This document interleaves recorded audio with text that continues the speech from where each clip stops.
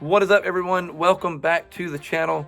So in the last video, I showed you a Pontiac Tempest, also known as a Lemans. These cars are very commonly rebadged as a clone GTO.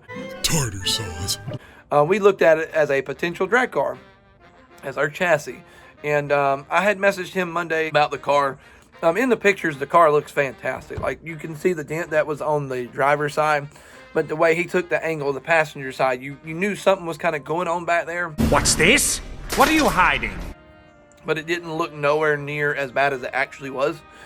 So I messaged him about it, asked him about how bad the rear quarter was. He said, oh, it's not that bad, nothing a patch panel couldn't fix. It was hit.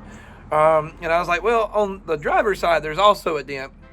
Looks like it may have been caused by it being hit in the rear. Does it to you?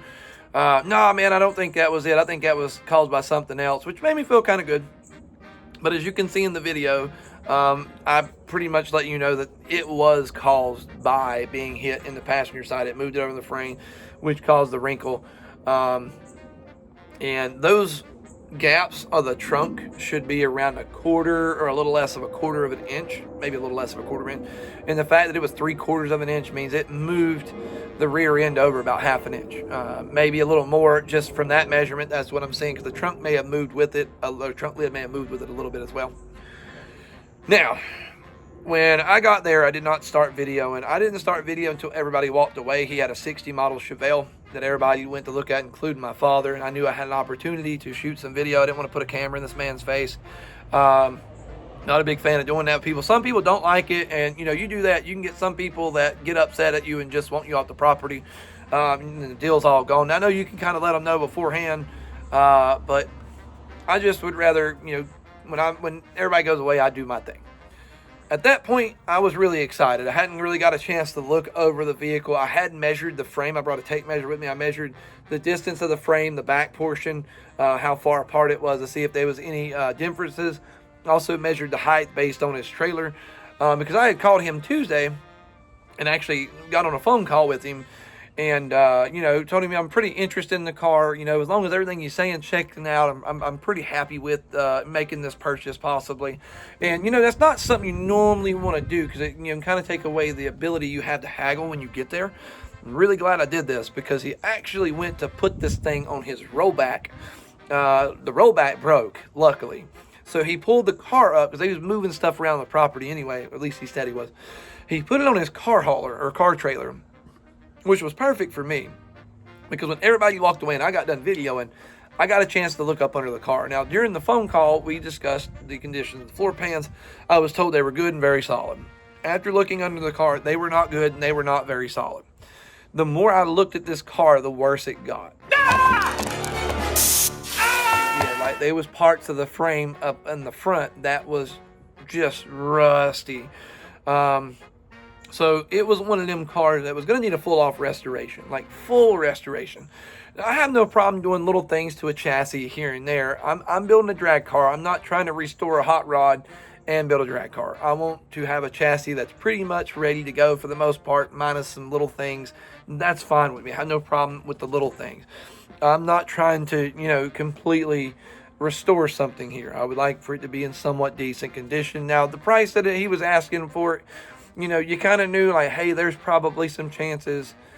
Yeah, but at the same time, you got to at least go look at it and verify that that's why it is. And that was why it was. Now, he didn't tell me that, but once you seen it, you kind of knew, like, okay, this was a waste of my time.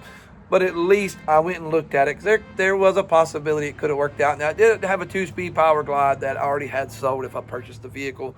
Don't know if that inline or that straight 6 was worth anything. It might have been. I have no idea. A couple 100 pounds of scrap metal, nothing else.